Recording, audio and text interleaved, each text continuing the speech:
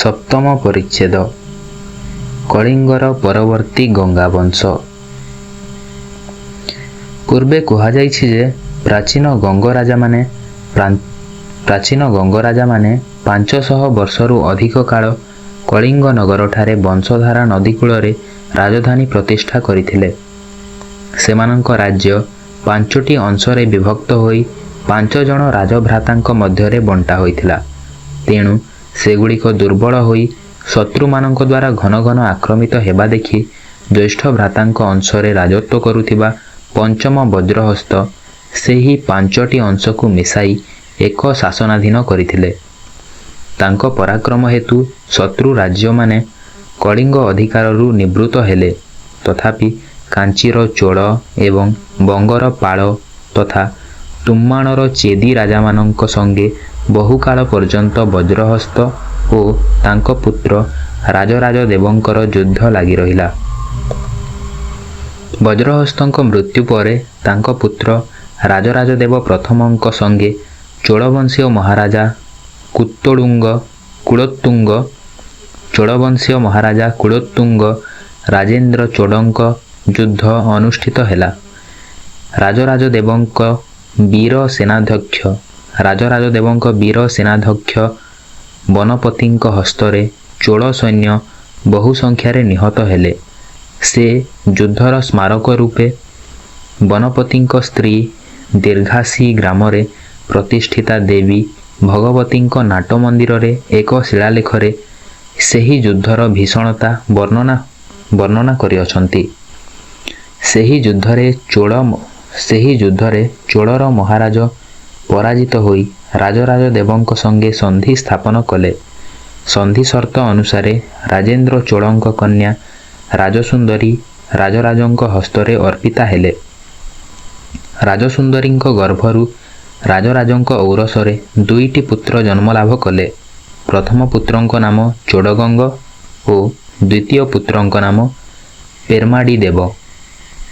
ଚୋଳ ଓ ଗଙ୍ଗ ଉଭୟ ରାଜବଂଶର ନାମରେ ପରିଚିତ ହୋଇ ଚୋଡ଼ଗଙ୍ଗ ଦେବ ତାଙ୍କ ପିତା ରାଜରାଜଙ୍କ ମୃତ୍ୟୁ ପରେ ଖ୍ରୀଷ୍ଟୀୟ 1077ରେ କଳିଙ୍ଗ ସିଂହାସନରେ ଅଭିଷିକ୍ତ ହେଲେ। ସେତେବେଳେ ତାଙ୍କର ବୟସ ମାତ୍ର 5 ବା 6 ବର୍ଷ ହୋଇଥିଲା। ତେଣୁ ତାଙ୍କ ମାତୁଳ ବୀରଚୋଡ଼ ସୁୟା କନ୍ୟା ଜଗମଗୋଣ୍ଡନ ଚୋଡ଼ି ଦେବୀ ବା ଗୁଣ୍ଡି ଚୋଡ଼ୀଙ୍କ ସଙ୍ଗେ ତାଙ୍କ ବିବାହ ସମ୍ପନ୍ନ କରି ଅଭିଷେକ ପରେ କଳିଙ୍ଗର ଶାସନଭାର ନିଜେ ବହନ କରିଥିବାର ମନେହୁଏ। ଯଦି ବୀରଚୋଡ଼ ଜଣେ ପରାକ୍ରମଶାଳୀ ରାଜନୀତିଜ୍ଞ ହୋଇ ନଥାନ୍ତେ, ତେବେ ଚତୁର୍ଦିଗରେ ଶତ୍ରୁ ପରିବେଷ୍ଟିତ କଳିଙ୍ଗ ସାମ୍ରାଜ୍ୟର ସ୍ୱାଧୀନତା ଅକ୍ଷୁର୍ଣ୍ଣ ରହିପାରି ନଥାନ୍ତା। ତାଙ୍କରି ଅଧୀନରେ ରହି ଚୋଡ଼ଗଙ୍ଗ ବହୁ ଶାସ୍ତ୍ର ସମେତ ରାଜନୀତି ଓ ଧନୁର୍ବିଦ୍ୟାରେ ପାରଦର୍ଶିତା ଲାଭ କଲେ। ଯେତେବେଳେ ଚୋଡ଼ଗଙ୍ଗ ଯୌବନରେ ପଦାର୍ପଣ କରନ୍ତି, ସେତେବେଳକୁ ବଙ୍ଗର ମହାରାଜା ରାମପାଳଙ୍କ ଲୋଲୁପ ଦୃଷ୍ଟି କଳିଙ୍ଗ ଉପରେ ଆକୃଷ୍ଟ ହୋଇଥିଲା। ଉତ୍କଳର ତତ୍କାଳୀନ ସୋମବଂଶୀ ରାଜା କର୍ଣ୍ଣଦେବଙ୍କ ସଙ୍ଗେ ମିତ୍ରତା ସ୍ଥାପନ କରି ରାମପାଳ କଳିଙ୍ଗ ଆକ୍ରମଣ କରିବାକୁ ଉଦ୍ୟତ ହେଲେ। ଏହା ଫଳରେ ଚୋଡ଼ଗଙ୍ଗ ଓ ତାଙ୍କ ଭ୍ରାତା ପେର୍ମାଡ଼ି ଦେବ ସତର୍କତାର ସହିତ ଯୁଦ୍ଧ ଚଳାଇ ଉତ୍କଳରୁ ସୋମବଂଶକୁ ନିଶ୍ଚିହ୍ନ କରିଦେଲେ। କେବଳ ସେତିକି ନୁହେଁ, ବେଙ୍ଗୀ ଓ ବଙ୍ଗ ଉଭୟ ରାଜ୍ୟରେ ଚୋଡ଼ଗଙ୍ଗଙ୍କ ବିଜୟ ସ୍ତମ୍ଭ ସ୍ଥାପିତ ହେଲା। ତାଙ୍କ ପ୍ରଶସ୍ତିରେ ଏହା ବର୍ଣ୍ଣିତ ହୋଇଅଛି। ତେଣୁ ତାଙ୍କ ସାମ୍ରାଜ୍ୟର ସୀମା ଉତ୍ତରରେ ଗଙ୍ଗା ନଦୀଠାରୁ ଦକ୍ଷିଣରେ ଗୋଦାବରୀ ପର୍ଯ୍ୟନ୍ତ ବିସ୍ତାର ଲାଭ କଲା। କଳିଙ୍ଗ ନଗରସ୍ଥ ରାଜପ୍ରାସାଦରେ ରହି ଶ୍ୱଶୁର ବୀରଚୋଡ଼ଙ୍କ ଯତ୍ନରେ ଶିକ୍ଷା ଲାଭ କରି ଖ୍ରୀଷ୍ଟୀୟ 1112ରେ ଚୋଡ଼ଗଙ୍ଗ ଦେବ ଉତ୍କଳର ସୋମବଂଶୀ ରାଜା କର୍ଣ୍ଣକେଶରୀଙ୍କୁ ପରାସ୍ତ କରି ଉତ୍କଳ ସଙ୍ଗେ କଳିଙ୍ଗକୁ ମିଶାଇ ଏକ ଶାସନାଭୁକ୍ତ କଲେ। କିନ୍ତୁ ଖ୍ରୀଷ୍ଟୀୟ 1126 ଯାଏ ଉତ୍କଳରେ ଅଶାନ୍ତି ଓ ପ୍ରଜା ବିଦ୍ରୋହ ଲାଗି ରହିଥିଲା। ତେଣୁ ଉତ୍କଳ ଜୟର 15 ବର୍ଷ ପର୍ଯ୍ୟନ୍ତ କଳିଙ୍ଗ ନଗରଠାରୁ ସ୍ୱୀୟ ରାଜଧାନୀ ଉଠାଇ ନେଇ ମହାନଦୀ କୂଳରେ ସ୍ଥାପନ କରିବା ସମ୍ଭବ ହୋଇନଥିଲା। ସୁତରାଂ ପ୍ରଜା ବିଦ୍ରୋହ ବେଳେ ତାଙ୍କ ରାଜତ୍ୱର ଅଙ୍କ ବା ଶ୍ରାହି ଉତ୍ତର ଓଡ଼ିଶାର କୌଣସି ଲିପିରେ ଖ୍ରୀଷ୍ଟାବ୍ଦ 1126 ପୂର୍ବରୁ ଖୋଦିତ ହୋଇଥିବା ଦେଖାଯାଏ ନାହିଁ।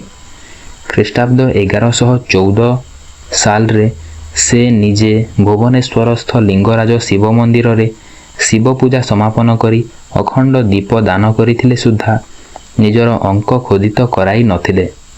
ସର୍ବପ୍ରଥମେ ତାଙ୍କର ଶ୍ରାହି ପୁରୀର ନୃସିଂହ ମନ୍ଦିରସ୍ଥ ଏକ ଶିଳାଲେଖରେ 1126 ସାଲ ପରେ ଖୋଦିତ ହୋଇଥିବା ଦେଖାଯାଏ।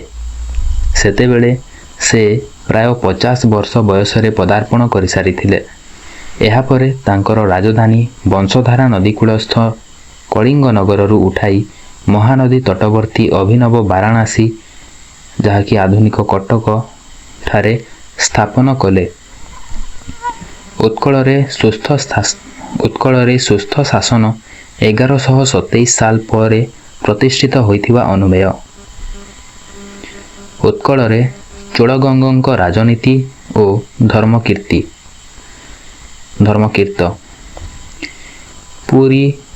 ପୁରୀ ସେତେବେଳେ ବୈଷ୍ଣବ ଧର୍ମର ଏକ ବିଶିଷ୍ଟ କେନ୍ଦ୍ର ଥିଲା। ସମୁଦ୍ର କୂଳରେ ପୂର୍ବେ ଶ୍ରୀ ପୁରୁଷୋତ୍ତମଙ୍କ ଚତୁର୍ଭୁଜ ବିଗ୍ରହ ପୂଜିତ ହେଉଥିଲେ। ତାଙ୍କର ଦର୍ଶନ ପାଇଁ ବିଦେଶାଗତ ତୀର୍ଥଯାତ୍ରା ବହୁ ସଂଖ୍ୟାରେ ସମବେତ ହେଉଥିଲେ। ସମ୍ଭବତଃ ସମୁଦ୍ର କୂଳରେ ଥିବା ସେହି ମନ୍ଦିରଟି ଭାଙ୍ଗିଯିବାରୁ କିମ୍ବା ବିଦେଶାଗତ କୌଣସି ଯବନ ବା ବିଧର୍ମୀଙ୍କ ଅତ୍ୟାଚାର ହେତୁ ଶ୍ରୀ ବିଗ୍ରହଙ୍କୁ ସେଠାରୁ ସ୍ଥାନାନ୍ତରିତ କରାଗଲା।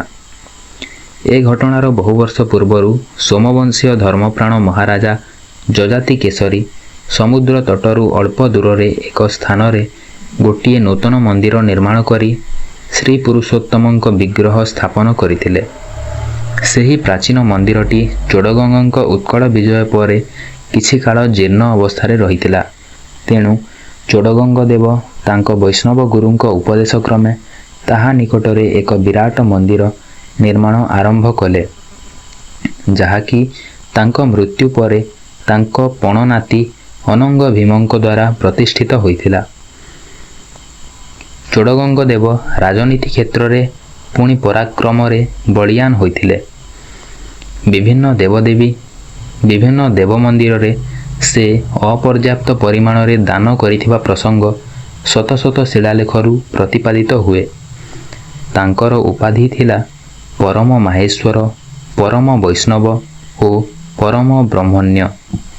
ବ୍ରହ୍ମା, ବିଷ୍ଣୁ ଓ ମହେଶ୍ୱରଙ୍କ ଠାରେ ତାଙ୍କର ଅଗାଧ ବିଶ୍ୱାସ ଓ ଭକ୍ତି ଥିଲା। ସେ ତିନି ଦେବତାଙ୍କ ମନ୍ତ୍ରସିଦ୍ଧି ସକାଶେ ତିନିଟି ସମ୍ପ୍ରଦାୟରୁ ଗୁରୁଙ୍କୁ ବରଣ କରିଥିବା ଜଣାଯାଏ।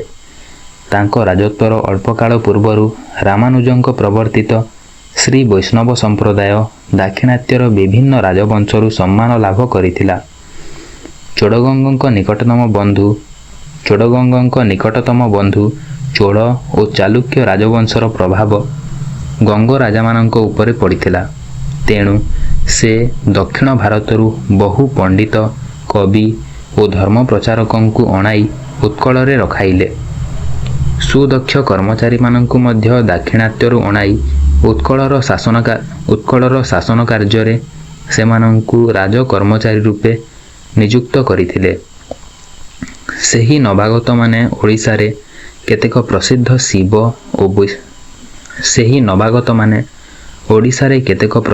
ଶିବ ଓ ବିଷ୍ଣୁ ମନ୍ଦିରରେ ଦକ୍ଷିଣ ଭାରତରେ ପ୍ରଚଳିତ ଲିପି ଓ ଭାଷାର ଶିଳାଲେଖମାନ ଉତ୍କୀର୍ଣ୍ଣ କରିଥିବା ପୁରୀର ଶ୍ରୀଜଗନ୍ନାଥ ମନ୍ଦିର ଓ ଭୁବନେଶ୍ୱର ଲିଙ୍ଗରାଜ ମନ୍ଦିରରେ ଦେଖାଯାଏ। କାମାର୍ଣ୍ଣବ ଦେବ ଓ ରାଘବ ଦେବ। ଚୋଡ଼ଗଙ୍ଗ ଦେବ ବୃଦ୍ଧ ବୟସରେ ତାଙ୍କର ଜ୍ୟେଷ୍ଠ ପୁତ୍ର କାମାର୍ଣ୍ଣବ ଦେବଙ୍କୁ ଖ୍ରୀଷ୍ଟୀୟ 1142ରେ ପୁରୀର ସର୍ବଲୌକିକ ନାଥ ବା ଶ୍ରୀ ପୁରୁଷୋତ୍ତମଙ୍କ ମନ୍ଦିରରେ ଯୌବ ରାଜ୍ୟାଭିଷେକ ସମ୍ପାଦନ କରି ତାଙ୍କ ହସ୍ତରେ ସାମ୍ରାଜ୍ୟର ଶାସନଭାର ଅର୍ପଣ କରି ନିଜେ ଧର୍ମ କାର୍ଯ୍ୟରେ ଜୀବନର ଅବଶିଷ୍ଟ 5 ବର୍ଷ ମାତ୍ର ଶାସନଭାର ଅର୍ପଣ କରି ନିଜେ ଧର୍ମ କାର୍ଯ୍ୟରେ ଜୀବନର ଅବଶିଷ୍ଟ 5 ବର୍ଷ ମାତ୍ର ଅତିବାହିତ କରିଥିଲେ। କାମାର୍ଣ୍ଣବ ଦେବ ସେହି ଅଭିଷେକ କ୍ରିୟା ପରେ ପିତାଙ୍କ ପିତାଙ୍କ ପରାମର୍ଶ କ୍ରମେ ଶାସନ କାର୍ଯ୍ୟ ସୁଚାରୁ ରୂପେ ସମ୍ପାଦନ କଲେ। ତାଙ୍କ ସାମ୍ରାଜ୍ୟର ଦକ୍ଷିଣ ଭାଗରେ ଚୋଡ଼ଗଙ୍ଗଙ୍କ ଭ୍ରାତା ପେର୍ମୋଡ଼ି ଦେବ ଓ ତାଙ୍କ ପୁତ୍ର ଦ୍ୱିତୀୟ ଚୋଡ଼ଗଙ୍ଗ କଳିଙ୍ଗ ନଗରଠାରେ ଶାସନ କାର୍ଯ୍ୟରେ ଅଧିଷ୍ଠିତ ହୋଇଥିବା ଅନୁମେୟ। ଆନ୍ଧ୍ରପ୍ରଦେଶର ବବ୍ବିଲି ସମେତ ସମସ୍ତ ପାର୍ବତୀୟ ଅଞ୍ଚଳ କଳିଙ୍ଗର ଅନ୍ତର୍ଭୁକ୍ତ ହୋଇଥିଲା। ସେଠାରେ ଆଦିବାସୀ ଶବର ବାହିନୀ ଦକ୍ଷିଣ ଓ ପଶ୍ଚିମାଞ୍ଚଳର ଘାଟିଗୁଡ଼ିକ ଶତ୍ରୁ ଆକ୍ରମଣରୁ ସୁରକ୍ଷିତ କରୁଥିଲେ। ତଥାପି ସମୟେ ସମୟେ ମଧ୍ୟ ଭାରତର ତୁମ୍ମାଣ ନଗରୀରୁ ଚେଦି ବଂଶୀୟ ରାଜାମାନେ ଖିମୁଣ୍ଡି ଓ ତଳହାରି ନାମକ ଅଞ୍ଚଳରେ 1147 ମସିହାରେ ଯୁଦ୍ଧ କରି ଜୟଲାଭ କରିଥିବା ସେହି ରାଜାମାନଙ୍କ ଅନୁଶାସନରୁ ପ୍ରମାଣିତ ହୁଏ। ଠିକ୍ ସେହି ବର୍ଷ କାମାର୍ନବଙ୍କ ବୃଦ୍ଧ ପିତା ଚୋଡ଼ଗଙ୍ଗଙ୍କ ମୃତ୍ୟୁ ହୋଇଥିଲା। ସୀମାନ୍ତ ଯୁଦ୍ଧରେ କେବେ କେବେ ଚେଦିମାନେ ଜୟଲାଭ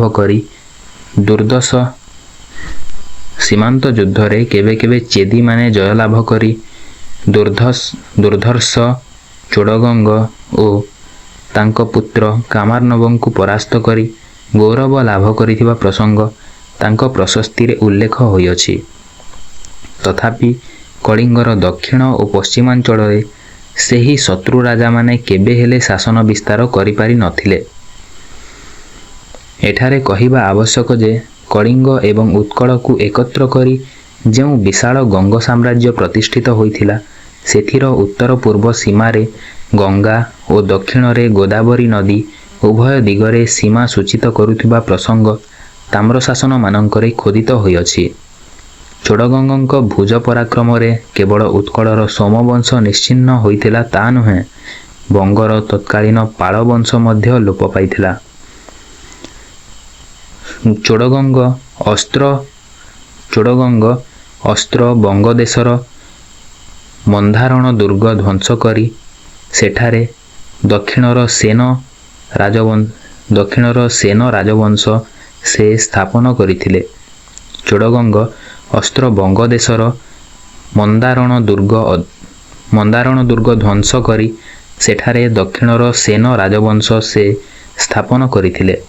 କିନ୍ତୁ କାଳକ୍ରମେ ସେନ ବଂଶ ସଙ୍ଗେ ଉତ୍କଳର ଗଙ୍ଗ ରାଜବଂଶର ଶତ୍ରୁତା ଦେଖାଦେଲା। ତେଣୁ ବଙ୍ଗ ବିରୁଦ୍ଧରେ ଗଙ୍ଗ ରାଜାମାନେ ଯୁଦ୍ଧ କରି କେବେ କେବେ ବିଜୟ ଲାଭ କରୁଥିଲେ ଏବଂ କେବେ କେବେ ମଧ୍ୟ ପରାଜିତ ହେଉଥିଲେ। କାମାର୍ନବ ଦେବ 10 ବର୍ଷ ରାଜତ୍ୱ କରିଥିଲେ। ବୋଧହୁଏ ତାଙ୍କର କୌଣସି ସନ୍ତାନ ନ ଥିବାରୁ କାମାର୍ନବଙ୍କ ପରେ ଚୋଡ଼ଗଙ୍ଗଙ୍କ ରାଣୀ ଇନ୍ଦିରା ଦେବୀଙ୍କ ଗର୍ଭଜାତ ପୁତ୍ର ରାଘବ ଦେବ ସିଂହାସନ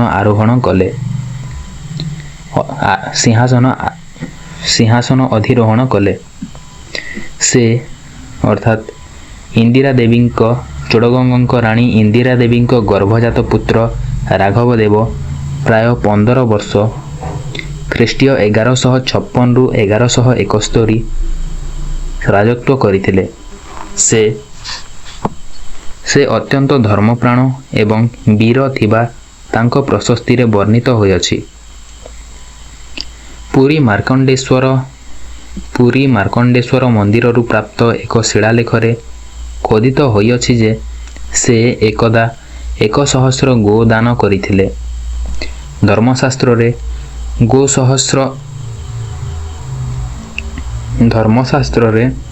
ଗୋ ସହସ୍ର ଦାନ ନାମରେ ଏକ ମହାଦାନର ବିବରଣୀ ଉଲ୍ଲେଖ ଥିବା ଦେଖିବାକୁ ମିଳେ। ମାର୍କଣ୍ଡେଶ୍ୱର ମନ୍ଦିର ନିକଟରେ ଏକ ପୁଷ୍କରିଣୀ ଖୋଳାଇ ସେଠାରେ ଏକ ବିରାଟ ଗୋଶାଳାର ପ୍ରତିଷ୍ଠା ତାଙ୍କର କୀର୍ତ୍ତି ବୋଲି ଜଣାଯାଇଛି। ଗୀତ ଗୋବିନ୍ଦର ରଚୟିତା ମହାକବି ଜୟଦେବ ତାଙ୍କ ରାଜତ୍ୱର 10ମ ବର୍ଷରେ ଗୀତ ଗୋବିନ୍ଦ ରଚୟିତା ମହାକବି ଓ ସାଧୁ ପ୍ରଧାନ ଜୟଦେବ କୁର୍ମକ୍ଷେତ୍ରର ଜଣେ ଭଦ୍ର ମହିଳାଙ୍କ ଅଖଣ୍ଡ ଦୀପ ଦାନ ବେଳେ ଭୁବନେଶ୍ୱରସ୍ଥ ଶ୍ରୀ ଲିଙ୍ଗରାଜ ମନ୍ଦିରରେ ଉପସ୍ଥିତ ଥିବା ପ୍ରସଙ୍ଗ ସେହି ମନ୍ଦିରର ଏକ ଶିଳାଲେଖରୁ ପ୍ରକଟିତ ହୋଇଛି। ଜୟଦେବଙ୍କ ଜନ୍ମଭୂମି କେନ୍ଦୁବିଲ୍ୱ ବା କେନ୍ଦୁଲି ଗ୍ରାମ ହୋଇଥିଲେ ସୁଦ୍ଧା ରାଧାକୃଷ୍ଣଙ୍କଠାରେ ତାଙ୍କର ଅଚଳା ଭକ୍ତି ଥିଲା। ସେ ତାଙ୍କର ଗୀତ ଗୋବିନ୍ଦ ଗୀତିକାବ୍ୟଟିକୁ ଅତି ସୁନ୍ଦର, ସରଳ ତଥା ସାବଳୀଳ ସଂସ୍କୃତ ଭାଷାରେ ଛନ୍ଦୋବଦ୍ଧ କବିତାରେ ରଚନା କରି ପୃଥିବୀରେ ବନ୍ଦିତ ହୋଇଅଛନ୍ତି। ତାଙ୍କ ଜୀବିତ କାଳରେ କଳିଙ୍ଗ ନଗର ନିକଟବର୍ତ୍ତୀ ଶ୍ରୀକୁର୍ମକ୍ଷେତ୍ର ଥିଲା ଶ୍ରୀ ବୈଷ୍ଣବ ଗୁରୁମାନଙ୍କର ମୁଖ୍ୟ ପୀଠ।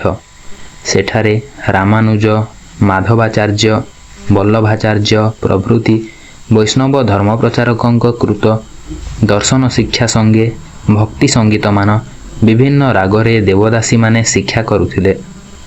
ସୁତରାଂ ମହାକବି ଜୟଦେବ ସେଠାରେ ଶିକ୍ଷାଗୁରୁ ରୂପେ ରହି ସାଧୁପ୍ରଧାନ ପଦବୀରେ ଭୂଷିତ ହୋଇଥିବା ସମ୍ଭବ।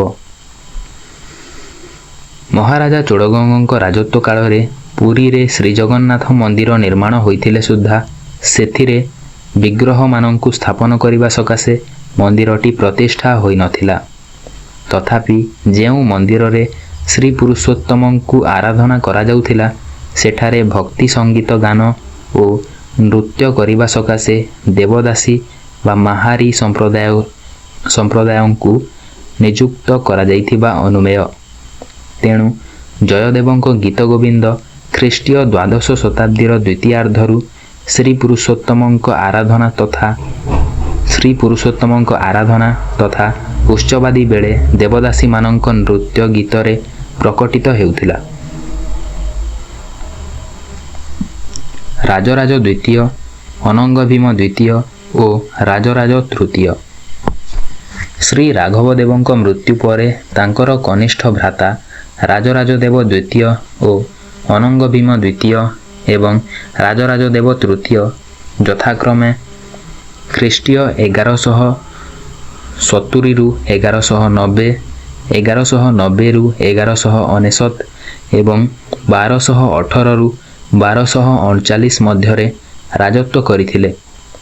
ସମ୍ଭବତଃ କାମାର୍ଣ୍ଣବ ଓ ରାଘବ ଦେବଙ୍କ ପରି ରାଜରାଜ ଦେବ ମଧ୍ୟ ଅପୁତ୍ରକ ହୋଇଥିବାରୁ ତାଙ୍କ ବୃଦ୍ଧ ବୟସରେ ଅନଙ୍ଗ ଭୀମଙ୍କୁ ରାଜ୍ୟଭାର ଅର୍ପଣ କରି ନିଜେ ଧର୍ମ କାର୍ଯ୍ୟରେ କାଳ ଅତିବାହିତ କରିଥିଲେ। ରାଜରାଜଙ୍କ ରାଜତ୍ୱର ଅନ୍ତିମ କାଳରେ ଖ୍ରୀଷ୍ଟୀୟ 1190ରେ ଦକ୍ଷିଣ ଓ ପଶ୍ଚିମ ଅଞ୍ଚଳରେ ଚେଦି ରାଜାମାନଙ୍କ ଦୌରାତ୍ମ୍ୟ ବଢ଼ିବାରୁ ସେଥିର ସ୍ଥାୟୀ ନିରାକରଣ ନିମନ୍ତେ ଦେବଦେବ ପୁରୁଷୋତ୍ତମଙ୍କ ନାମରେ ପ୍ରାୟ 12 ବର୍ଷ ଅଙ୍କ କାଟ ହୋଇଥିଲା। ସେତେବେଳେ ବିଷ୍ଣୁ ନାମକ ଜଣେ ସୁଦକ୍ଷ ସେନାପତିଙ୍କୁ ଉତ୍କଳରେ ଏକ ମୋଙ୍କଣ ଚମୁପତି ନାମକ ଅନ୍ୟ ଜଣେ ସେନାପତିଙ୍କୁ ଉତ୍କଳରେ ଏବଂ ମୋଙ୍କଣ ଚମୁପତି ନାମକ ଅନ୍ୟ ଜଣେ ସେନାପତିଙ୍କୁ କଳିଙ୍ଗ ମଣ୍ଡଳରେ ନିଯୁକ୍ତ କରାଗଲା। ଉଭୟଙ୍କ ଅଧୀନରେ ବିରାଟ ଯୁଦ୍ଧସଜ୍ଜା ପ୍ରସ୍ତୁତ ହେଲା। ଚୋଡ଼ଗଙ୍ଗଙ୍କ ଅଧୀନରେ ଯେପରି 99,000 ଯୁଦ୍ଧହସ୍ତୀ ଥିବାରୁ ତାଙ୍କର ଉପାଧି ଥିଲା ନବନପତି ସହସ୍ର କୁଞ୍ଜରାଧିପତି। ସେହିପରି ବିରାଟ ଅଶ୍ୱାରୋହୀ ଗଜସୈନ୍ୟ ଓ ପଦାତିକ ସମେତ ଆଦିବାସୀ କନ୍ଧ ଓ ଶବର ଯୋଦ୍ଧାଙ୍କୁ ସମ୍ବଳ କରି ଶତ୍ରୁ ବିରୁଦ୍ଧରେ ସାମ୍ରାଜ୍ୟର ଉଭୟ ଦିଗରୁ ସେନାପତି ବିଷ୍ଣୁ ଓ ମୋଙ୍ଗଣ ଯୁଦ୍ଧ କରି ଦୀର୍ଘ ଶତାଧିକ ବର୍ଷର ଚେଦି ଓ ଚାଲୁକ୍ୟ ଶତ୍ରୁଙ୍କ ଦର୍ପ ପ୍ରତିହତ କରିଥିଲେ। ଉତ୍କଳର ଉତ୍ତର ସୀମାରେ ମୁସଲମାନ ସୈନ୍ୟଙ୍କୁ ମଧ୍ୟ ବିଷ୍ଣୁ ନାମକ ଜଣେ ସେନାପତି ପରାହତ କରି ବହୁ ଧନସମ୍ପଦ ଆଣି ଭୁବନେଶ୍ୱର ନିକଟସ୍ଥ ଚାଟେଶ୍ୱର ଶିବ ମନ୍ଦିର ନିର୍ମାଣ କରିଥିଲେ। ସେଥିର ଭିତ୍ତିଗାତ୍ରରେ ସଂଲଗ୍ନ ହୋଇଥିବା ଏକ ପ୍ରସ୍ତର ଲିପିରେ ସଂସ୍କୃତ ଶ୍ଲୋକ ମାଧ୍ୟମରେ ପ୍ରକାଶ କରାଯାଇଛି ଯେ ବିଷ୍ଣୁଙ୍କ ଦର୍ଶନ ପାଇଁ ମହାଯୋଗୀମାନେ ବହୁକାଳ ତପସ୍ୟା କରି ମଧ୍ୟ ତାଙ୍କ ଦର୍ଶନ ପାଇ ନଥାନ୍ତି। କିନ୍ତୁ ଚେଦି ରାଜା ବିଷ୍ଣୁ ବା ସେନାପତିଙ୍କ ଠାରୁ ଯୁଦ୍ଧରେ ଏତେ ଦୂର ପରାଜିତ ହୋଇଥିଲେ ଯେ ଆତ୍ମରକ୍ଷା ପାଇଁ ବିଭିନ୍ନ ଅଞ୍ଚଳରେ ଆଶ୍ରୟ ନେଲାବେଳେ ବିଷ୍ଣୁ ତାଙ୍କୁ ଗୋଡ଼ାଉଥିବା ମନେକରି ଭୟରେ ଚତୁର୍ଦିଗରେ ବିଷ୍ଣୁଙ୍କ ଉପସ୍ଥିତି ପ୍ରହେଳିକା ପରି ଅବଲୋକନ କରୁଥିଲେ। ଚେଦି ଓ ଗଙ୍ଗବଂଶୀୟମାନଙ୍କ ମଧ୍ୟରେ ଯେଉଁ ଖଣ୍ଡଯୁଦ୍ଧ ଶତାଧିକ ବର୍ଷ ପୂର୍ବରୁ ଲାଗି ରହିଥିଲା, ତାହା ତ୍ରୟୋଦଶ ଶତାବ୍ଦୀ ପ୍ରଥମ ବା ଦ୍ୱିତୀୟ ଦଶକ ମଧ୍ୟରେ ଉତ୍କଳର ମହାସେନାପତି ବିଷ୍ଣୁଙ୍କ ସାମରିକ ଦକ୍ଷତା ହେତୁ ସମାପ୍ତ ହୋଇଥିଲା। ସେତେବେଳେ ମୁସଲମାନମାନେ ଉତ୍ତର ଭାରତ ସମେତ ବଙ୍ଗ ଦେଶ ଅଧିକାର କରିଥାନ୍ତି। ତାଙ୍କର ଲୋଲୁପ ଦୃଷ୍ଟି ଉତ୍କଳ ପ୍ରତି ଆକୃଷ୍ଟ ହୋଇଥାଏ। ତେଣୁ ମହାସେନାପତି ବିଷ୍ଣୁ ଉତ୍କଳର ଉତ୍ତର ପୂର୍ବ ଦିଗରେ ମଧ୍ୟ ସୈନ୍ୟ ଚାଳନା କରି ମୁସଲମାନ ସୈନ୍ୟଙ୍କୁ ପ୍ରତିହତ କରିଥିବା ପ୍ରସଙ୍ଗ ଚାଟେଶ୍ୱର ମନ୍ଦିର ଲିପିରେ ଖୋଦିତ ହୋଇଅଛି। ବାସ୍ତବରେ ତୃତୀୟ ଅନଙ୍ଗ ଭୀମଙ୍କ ରାଜତ୍ୱ କାଳରେ ଉତ୍କଳରେ ମହାସେନାପତି ବିଷ୍ଣୁ ଓ କଳିଙ୍ଗ ମଣ୍ଡଳର ସେନାପତି ମୋଙ୍କଣଙ୍କ ପରାକ୍ରମ ଓ କୌଶଳ ହେତୁ ଗଙ୍ଗାଠାରୁ ଗୋଦାବରୀ ପର୍ଯ୍ୟନ୍ତ ବିସ୍ତାରିତ ଗଙ୍ଗ ସାମ୍ରାଜ୍ୟ ଯେ କେବଳ ନିରାପଦ ହୋଇଥିଲା ତା ନୁହେଁ, ଅପର୍ଯ୍ୟାପ୍ତ ଧନ ସମ୍ପଦରେ ରାଜଭଣ୍ଡାର ପୂର୍ଣ୍ଣ ହୋଇଥିଲା। ରାଜରାଜ ଦେବଙ୍କ ପକ୍ଷରୁ ଆଉ ମଧ୍ୟ କୋଣ୍ଡମ ରାଜ ନାମକ ଜଣେ ମହାମାଣ୍ଡଳିକ ବଙ୍ଗର ମୁସଲମାନମାନଙ୍କୁ ପରାଜିତ କରିଥିବା ଶିଳାଲିପିରୁ ଜଣାଯାଏ। ମହାରାଜା ଅନଙ୍ଗ ଭୀମ ତୃତୀୟ ଖ୍ରୀଷ୍ଟୀୟ 1211ରୁ 1265 ପ୍ରାୟ 34 ବର୍ଷ। ରାଜରାଜଙ୍କ ପୁତ୍ର ଅନଙ୍ଗ ଭୀମ ଦେବ ତୃତୀୟ ବାରବାଟୀ ବା କଟକଠାରେ ମହାନଦୀ ଚିତ୍ରୋତ୍ପଳା ନଦୀ କୂଳରେ ଏକ ସୁରମ୍ୟ ନବତଳ ପ୍ରାସାଦ ନିର୍ମାଣ କରିଥିବା ପ୍ରସଙ୍ଗ ମାଦଳା ଉଲ୍ଲେଖ ହୋଇଅଛି। ସମ୍ଭବତଃ ତାହା ପୂର୍ବେ ଯଯାତି କେଶରୀ ନିଜ ନାମରେ ଯଯାତି ନଗର ବସତି ସ୍ଥାପନ କରିଥିଲେ। ମୁସଲମାନ ଐତିହାସିକମାନେ ତାହାକୁ ଯାଜନଗର ବୋଲି ଉଲ୍ଲେଖ କରନ୍ତି। ଚୋଡ଼ଗଙ୍ଗ ସେଥିର ନାମ ବଦଳାଇ ବାରଣାସୀ କଟକ ବୋଲି ନାମିତ କରିଥିଲେ। ଅନଙ୍ଗ ଭୀମ ଦେବ ଅତ୍ୟନ୍ତ ବିଷ୍ଣୁଭକ୍ତ ହୋଇ ନିଷ୍ଠାପର ଭାବେ ବ୍ରତରାଜ ଏକାଦଶୀ ବ୍ରତ ପାଳନ କରୁଥିବା ପ୍ରସଙ୍ଗ ଦାକ୍ଷିଣାତ୍ୟର କାଞ୍ଚିଠାରେ ପ୍ରତିଷ୍ଠିତ ଅରୁଲାଲ ପେରୁମାଲ ମନ୍ଦିରର ଏକ ଶିଳାଲେଖରେ ବର୍ଣ୍ଣିତ ହୋଇଅଛି। ସେ ଶ୍ରୀ ପୁରୁଷୋତ୍ତମ ବା ଜଗନ୍ନାଥଙ୍କୁ ତାଙ୍କ ସାମ୍ରାଜ୍ୟ ସମର୍ପଣ କରି ନିଜେ ତାଙ୍କର ଅନୁଗତ ରାଉତ ଉପାଧି ବହନ କରିଥିଲେ। ବ୍ରାହ୍ମଣ ଓ ତପସ୍ୱୀମାନଙ୍କୁ ପ୍ରଚୁର ଭୂଦାନ ଓ ବାସଗୃହ ଦାନ କରିଥିବା ତାଙ୍କର ଏକ ତାମ୍ରଶାସନରେ ଖୋଦିତ ହୋଇଅଛି।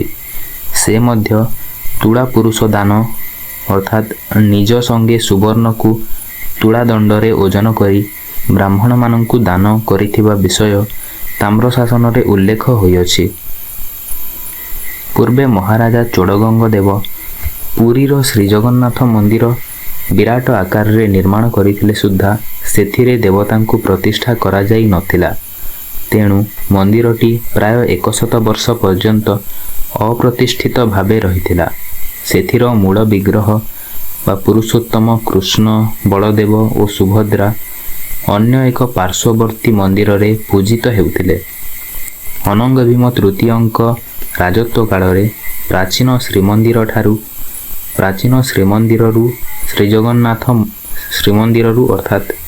ଶ୍ରୀଜଗନ୍ନାଥ ମନ୍ଦିର ବେଢ଼ାରେ ଥିବା ନୃସିଂହ ମନ୍ଦିର ସେଥିରେ ପ୍ରତିଷ୍ଠିତ ଦେବ ବିଗ୍ରହଙ୍କୁ ଅନ୍ୟତ୍ର ଅପସାରଣ କରାଯାଇଥିଲା, କାରଣ ସେଥିର କେତେକ ଅଂଶ ଭାଙ୍ଗି ପଡ଼ିଥିଲା।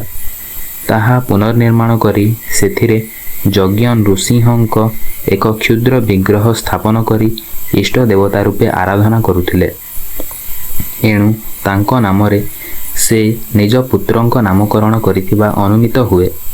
ଅନଙ୍ଗ ଭୀମ ଶ୍ରୀମନ୍ଦିରରେ ଶ୍ରୀ ପୁରୁଷୋତ୍ତମ ବା କୃଷ୍ଣଙ୍କୁ ପ୍ରତିଷ୍ଠିତ କରି ତାଙ୍କ ନାମରେ ସାମ୍ରାଜ୍ୟ ଉତ୍ସର୍ଗ କରିଥିବାରୁ ରାଜକୀୟ ବିଧିରେ ତାଙ୍କର ଦୈନିକ ନୀତି ପ୍ରଚଳିତ ହେଲା। ତଦବଧି ଶ୍ରୀମନ୍ଦିରରେ ଛତିଶା ନିଯୋଗ ପ୍ରବର୍ତ୍ତିତ ହୋଇ ନଥିବା ସମ୍ଭବ ବୋଲି ଜଣାଯାଏ। ତାଙ୍କ ରାଜଧାନୀ ମହାନଦୀ ତଟବର୍ତ୍ତୀ ତାଙ୍କ ରାଜଧାନୀ ମହାନଦୀ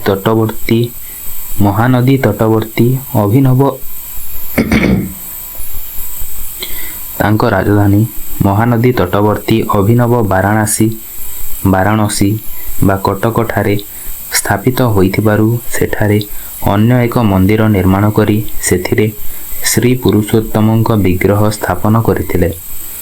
ପରବର୍ତ୍ତୀ କାଳରେ ମୁସଲମାନ ଶାସକମାନେ ସେହି ମନ୍ଦିରଟି ଭାଙ୍ଗି ସେଠାରେ ଏକ ମସଜିଦ୍ ନିର୍ମାଣ କରିଥିଲେ।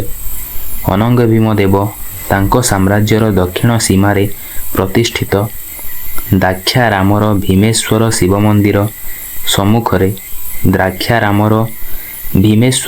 ମନ୍ଦିର ସମ୍ମୁଖରେ ଏକ ନାଟ୍ୟଶାଳା ନିର୍ମାଣ କରିଥିବା ପ୍ରସଙ୍ଗ ସେଠାରେ ଏକ ଶିଳାଲେଖରେ ଖୋଦିତ ହୋଇଅଛି। ସେ ନିଜକୁ ଶିବ, ଦୁର୍ଗା ଓ ପୁରୁଷୋତ୍ତମଙ୍କ ପୁତ୍ର ବୋଲି ମଧ୍ୟ ପ୍ରଚାର କରିଅଛନ୍ତି। ତେଣୁ ଶୈବ, ଶାକ୍ତ ଓ ବୈଷ୍ଣବ ଗୁରୁମାନଙ୍କଠାରୁ ସେ ଦୀକ୍ଷା ଗ୍ରହଣ କରିଥିବା ଜଣାଯାଏ। ଅନଙ୍ଗ ଭୀମ ଦେବ ବୀର ଓ ଧର୍ମପ୍ରାଣ ହୋଇଥିଲେ ସୁଦ୍ଧା ରାଜନୀତି କ୍ଷେତ୍ରରେ ତାଙ୍କର ଅସାଧାରଣ ଦକ୍ଷତା ଥିଲା।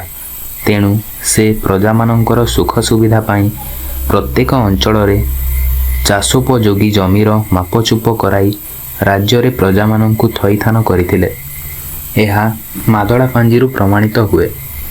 ସେ ପ୍ରଜାଙ୍କଠାରୁ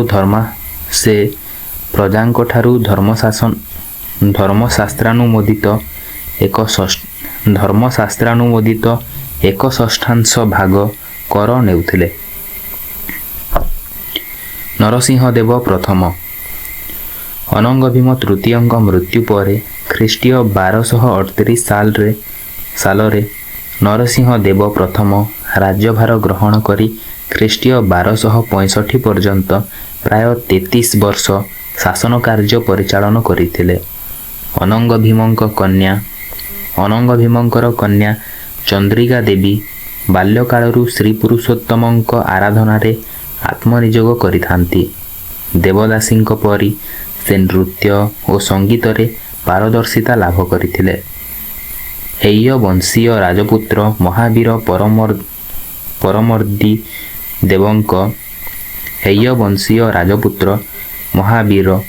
ପରମର୍ଦୀ ଦେବଙ୍କ ସଙ୍ଗେ ତାଙ୍କୁ ବିବାହ କରାଯାଇଥିଲା। ଅନଙ୍ଗ ଭୀମଙ୍କ ସ୍ନେହ ପାଳିତା କନ୍ୟା ଓ ଜାମାତାଙ୍କଠାରେ ଘନିଷ୍ଠ ସ୍ନେହ ହେତୁ ବୋଧହୁଏ ପରମର୍ଦୀ ଦେବଙ୍କୁ ସେ ଗୃହଜା ମାତା ରୂପେ ରାଜଧାନୀରେ ରଖାଇଥିଲେ। ମହାରାଜା ନରସିଂହ ଦେବ ଯେପରି ବୀର ଥିଲେ ସେପରି ତାଙ୍କ ଭିଣୋଇ ମଧ୍ୟ ଯୁଦ୍ଧରେ ଅତ୍ୟନ୍ତ ପାରଦର୍ଶିତା ଲାଭ କରିଥିଲେ। ଅନଙ୍ଗ ଭୀମଦେବଙ୍କ ରାଜତ୍ୱ କାଳରୁ ଆରମ୍ଭ କରି ଗିୟାସୁଦ୍ଦିନ ଇୱାଜଙ୍କ ପ୍ରେରିତ ମୁସଲମାନ ସୈନ୍ୟ ଯାଜନଗର ବା ଯଜାତିନଗର ଓରଫ ବାରାଣସୀ କଟକ ବିରୁଦ୍ଧରେ ଅଭିଯାନ କରି ବିଫଳ ହୋଇଥାନ୍ତି। ତଥାପି ବଙ୍ଗଳାରୁ ଆସି ବାରମ୍ବାର ଉତ୍କଳ ରାଜଧାନୀ ଆକ୍ରମଣ କରିବା ଉଦ୍ୟମରୁ ନିବୃତ୍ତ ହୋଇନଥାନ୍ତି। ଏଥିରେ ମହାରାଜା ନରସିଂହ ଦେବ ପ୍ରଥମ ଓ ତାଙ୍କ ଭିଣୋଇ ବୀର ପରମର୍ଦୀ ଦେବ ବିଚାର କଲେ ଯେ ବଙ୍ଗ ରାଜଧାନୀ ଲକ୍ଷ୍ମଣାବତୀରୁ ଆଗତ ବିଧର୍ମୀଙ୍କ ଆକ୍ରମଣକୁ ବାରମ୍ବାର ପ୍ରତିହତ କରି ଆତ୍ମରକ୍ଷା କରିବା ଅପେକ୍ଷା ଉତ୍କଳରୁ ସୈନ୍ୟ ଆଦିବାସୀ ଓ ଖଣ୍ଡାଇତ ପାଇକଙ୍କୁ ନେଇ ବଙ୍ଗର ରାଜଧାନୀ ଲକ୍ଷ୍ମଣାବତୀ ଦୁର୍ଗ ଉପରେ ପ୍ରତି ଆକ୍ରମଣ କରିବା ଏକାନ୍ତ ଆବଶ୍ୟକ। ଏପରି ସଂକଳ୍ପରେ ଉପନୀତ ହୋଇ ଓଡ଼ିଶାରୁ ବିରାଟ ସୈନ୍ୟ ସଜ୍ଜିତ କରି ସେ 2 କ୍ଷତ୍ରିୟ ବୀର ବଙ୍ଗ ଆକ୍ରମଣ କଲେ। ବହୁ ଶତ୍ରୁ ସୈନ୍ୟ ଯୁଦ୍ଧରେ ନିହତ କରି ନରସିଂହ ଦେବ ଯେଉଁ ବିଜୟ ଲାଭ କଲେ ତାହା ତାଙ୍କ ପ୍ରଶସ୍ତିରେ ବର୍ଣ୍ଣନା କରିବାକୁ ଯାଇ କବି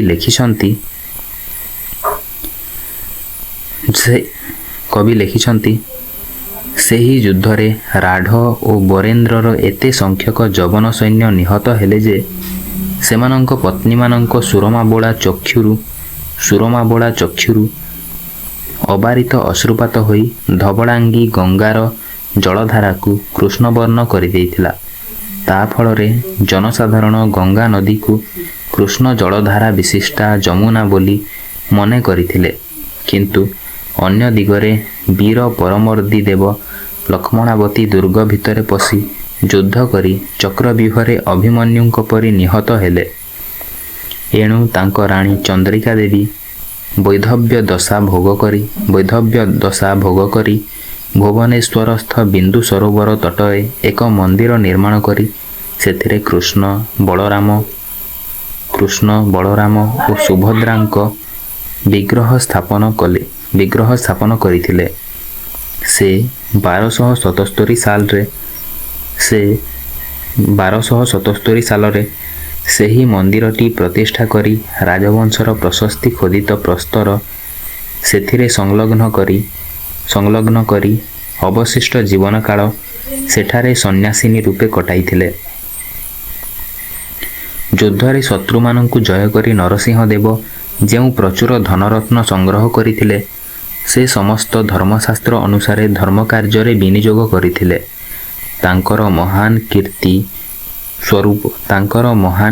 ସ୍ୱରୂପ କୋଣାର୍କଠାରେ ଯେଉଁ ସୂର୍ଯ୍ୟ ମନ୍ଦିର ନିର୍ମିତ ହୋଇଛି, ତାହା ସମଗ୍ର ପୃଥିବୀରେ ଉତ୍କୃଷ୍ଟ ଶିଳ୍ପକଳାର ଏକ ଆଦର୍ଶ ସୃଷ୍ଟି କରିଛି। ସେଥିରେ ଉତ୍କଳର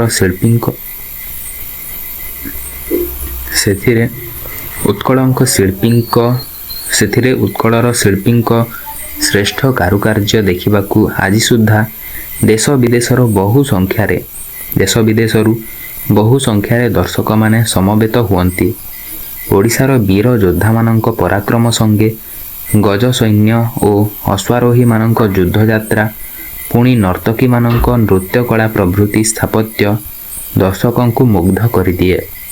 ସେଥିରୁ ଉତ୍କଳବାସୀଙ୍କ ତତ୍କାଳୀନ ବିଭବ ଓ ଉତ୍କୃଷ୍ଟ ପ୍ରତିଭାର ପରିଚୟ ମିଳୁଛି। ଭାନୁଦେବ ପ୍ରଥମ, ନରସିଂହଦେବ ଦ୍ୱିତୀୟ ଓ ଭାନୁଦେବ ଦ୍ୱିତୀୟ। ନରସିଂହ ଦେବଙ୍କ ମୃତ୍ୟୁ ପରେ ତାଙ୍କ ପୁତ୍ର ସୀତାଦେବୀଙ୍କ ଗର୍ଭଜାତ ଭାନୁଦେବ ପ୍ରଥମ ସିଂହାସନ ଅଧିରୋହଣ କରି ପିତାଙ୍କ ପରି ସାହସ ଓ ବୀରତ୍ୱ ପ୍ରକାଶ କରି 14 ବର୍ଷ 1264 ଖ୍ରୀଷ୍ଟାବ୍ଦରୁ 1278 ପର୍ଯ୍ୟନ୍ତ ରାଜତ୍ୱ କରିଥିଲେ। ତାଙ୍କ ରାଜତ୍ୱ କାଳରେ ମୁସଲମାନ ସୈନ୍ୟ ଯାଜନଗର ବା ଯଜାତିନଗର ଅର୍ଥାତ୍ ଉତ୍କଳର ରାଜଧାନୀ ଆକ୍ରମଣ କରି ଶୋଚନୀୟ ଭାବେ ପରାଜିତ ହୋଇଥିଲେ। ଭାନୁଦେବ ପ୍ରଥମଙ୍କ ପୁତ୍ର ନରସିଂହଦେବ ଦ୍ୱିତୀୟଙ୍କ ରାଜତ୍ୱକାଳ ଖ୍ରୀଷ୍ଟୀୟ 1278ରୁ 1308 ଅର୍ଥାତ୍ ପ୍ରାୟ 31 ବର୍ଷ ଶାନ୍ତିରେ କଟିଥିଲା। ତେଣୁ ତାଙ୍କ ସଭାରେ ବହୁ କବି ଓ ପଣ୍ଡିତ ଅବସ୍ଥାନ କରି ସାହିତ୍ୟର ଉତ୍କର୍ଷ ସାଧନ କରିଥିଲେ। ରାଜା ନିଜେ ମଧ୍ୟ କାବ୍ୟ କବିତା ରଚନା କରିପାରୁଥିଲେ। ତେଣୁ ତାଙ୍କ ପ୍ରଶସ୍ତିରେ କବି ଉପାଧିରେ ଲେଖକମାନେ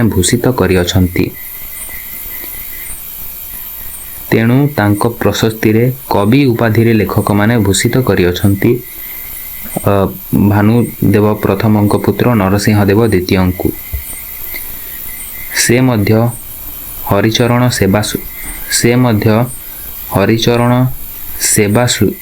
ହରିଚରଣ ସେବା ସୁରସିକ ଅର୍ଥାତ୍ ଶ୍ରୀ ପୁରୁଷୋତ୍ତମ ଜଗନ୍ନାଥଙ୍କ ସେବକ ରୂପେ ପରିଚିତ ହୋଇଥିଲେ।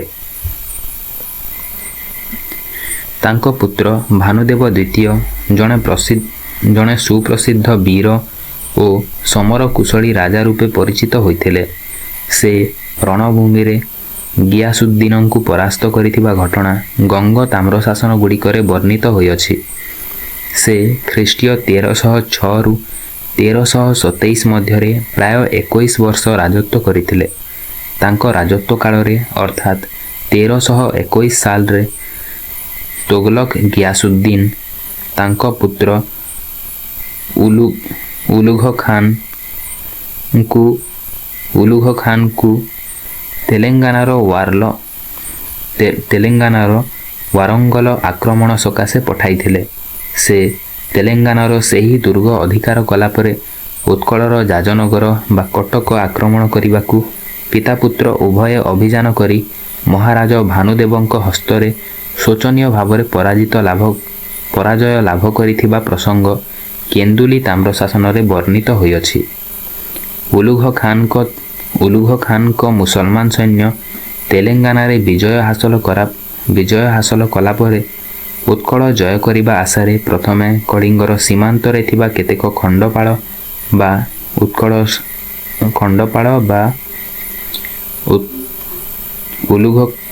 ଉଲୁଘ ଖାନଙ୍କ ମୁସଲମାନ ସୈନ୍ୟ ତେଲେଙ୍ଗାନାରେ ବିଜୟ ହାସଲ କଲା ପରେ ଉତ୍କଳ ଜୟ କରିବା ଆଶାରେ ପ୍ରଥମେ କଳିଙ୍ଗର ସୀମାନ୍ତରେ ଥିବା କେତେକ ଖଣ୍ଡପାଳ ବା ଉତ୍କଳର ସାମନ୍ତ ରାଜାମାନଙ୍କ ସଙ୍ଗେ ଗୁପ୍ତ ମନ୍ତ୍ରଣା କରି ମୁସଲମାନ ପକ୍ଷ ସମର୍ଥନ ପୂର୍ବକ ମହାରାଜ ଭାନୁଦେବଙ୍କ ବିରୁଦ୍ଧରେ ବିଦ୍ରୋହ ସୃଷ୍ଟି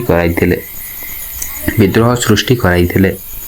କିନ୍ତୁ ଉତ୍କଳର ଗୁପ୍ତଚରଙ୍କଠାରୁ ଏହା ଶୁଣି ଚତୁର ରାଜନୀତିଜ୍ଞ ଗଙ୍ଗାରାଜା କଳିଙ୍ଗ ମଣ୍ଡଳର ସୁରକ୍ଷା ପାଇଁ ଶ୍ରୀରାମ ସେନାପତି ନାମକ ଜଣେ ବୀରଙ୍କୁ ସେନାପତି ରୂପେ ନିଯୁକ୍ତ କରି ସେହି ସୀମାନ୍ତ ଅଞ୍ଚଳର ବିଦ୍ରୋହୀ କନ୍ଧ ଓ ଖଣ୍ଡପାଳମାନଙ୍କ ଶିରଚ୍ଛେଦନ କରିଥିବା ପ୍ରସଙ୍ଗ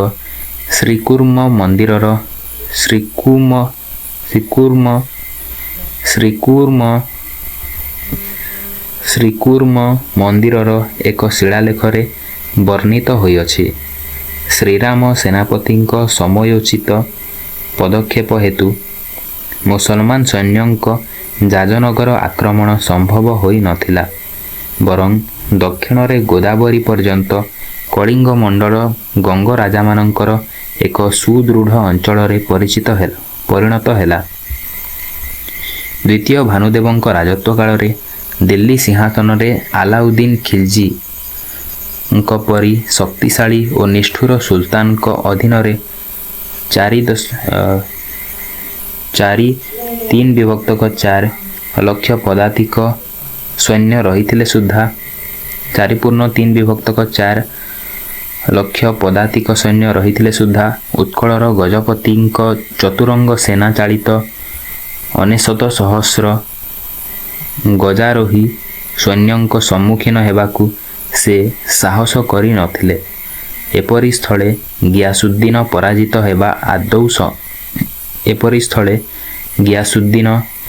ହେବା ଆଦୌ ଅସଙ୍ଗତି ନୁହେଁ। ଯଦିଓ ମୁସଲମାନ ଐତିହାସିକ